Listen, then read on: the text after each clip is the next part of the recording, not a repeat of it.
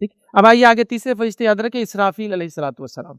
یہ بھی ایک اللہ کے فرشتے ہیں اور ان کا ایک خاص کام ہے جس پر یہ مامور ہے، اور یہ 2 سور پھونکنے والے ہیں۔ پہلا سور پھونکیں گے انسانیت ختم ہو جائیں گی، کائنات ختم ہو جائیں گی، دوسرا سور پھونکیں گے لوگ پھر سے وجود میں آ جائیں گے اور حساب کتاب کی طرف لے کر جائے جائیں گے۔ جس کے تعلق سے ہمیں جو باتیں ملتی ہو یہ ہے، جو حدیث کا مفہوم میں ملا کر پوری چیزیں رکھ رہا ہوں، کہ اللہ کے رسول صلی اللہ علیہ وسلم فرماتے ہیں کہ اسرافیل کو اللہ رب العزت نے سور کے لیے رکھا ہے۔ سور کوئی ایک ایسی چیز ہے جیسا کوئی سینگ ہوتا ہے نا، گول گھما ہوا، ٹرمپٹ جس کو بولیں گے، کوئی چیز ایسی جو گھمی بھی ہوتی ہے، اس کو بجایا جاتا ہے، تو وہ سور اللہ رب العزت نے ان کو دے رکھا ہے،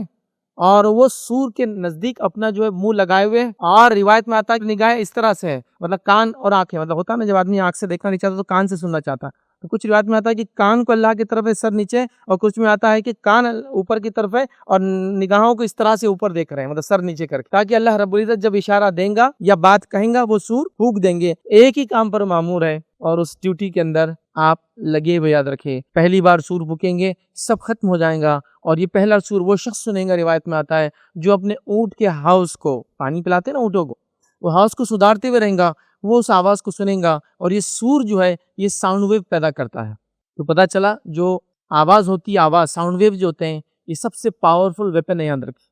آج سائنس بھی لوگ بھی اس کو ڈیولپ کر رہے ہیں، آواز جو ہوتی اس آواز کے نتیجے میں ساری کائنات ختم، سب لوگ ختم ہو جائیں گے، یاد رکھیں،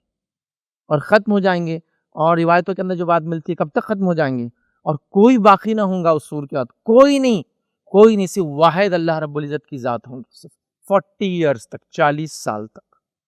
کوئی نہیں ہوگا، اور اس وقت جب اللہ اکیلا ہوں گا تو اللہ کہیں گا انا الملک،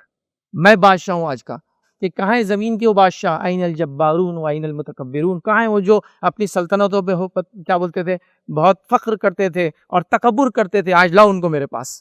40 ایئرز تک کچھ نہیں ہوگا، اس کے بعد روایت میں آتا ہے جیسا مسٹ ہوتا ہے بارش سے پہلے وہ یا بعد میں، جس کو کیا بولیں گے، صبح صبح اوس گرتی ہے، ویسا پھر چیزیں گریں گی اور لوگ زمین سے اگنے لگیں گے جیسے سبزیاں اگتی ہے، یاد رکھیں۔ اس کے بعد پھر دوسری سور یہ پھونکیں گے، اور دوسرا سور پھونکنے کے بعد سب ہو جائیں گے زندہ، اس کے بعد روایت میں آتا فرشتے آئیں گے، سب کو جمع کریں گے اور محشر کے مقام پہ لے جائیں گے۔ ارض محشر وہ زمین ہے، شام کی زمین، سرزمین شام ارض محشر ہے، وہاں ہم جمع ہونے والے ہیں۔ اللہ اس زمین کو چٹیل کر دیں گا، ایسی کر دیں گا کہ پہلا آخری کو دیکھ سکتا ہے، آخری پہلے کو دیکھ سکتا ہے، پہلا آخری کو سن سکتا ہے، آخری پہلے کو سن سکتا ہے، اور سب وہاں جمع ہوں گے۔ شام سے مراد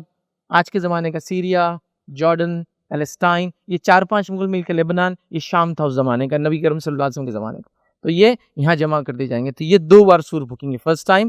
اینڈ سیکنڈ ٹائم، تو یہ ان کا کام ہے، بس اسی کام پر یہ مامور ہے۔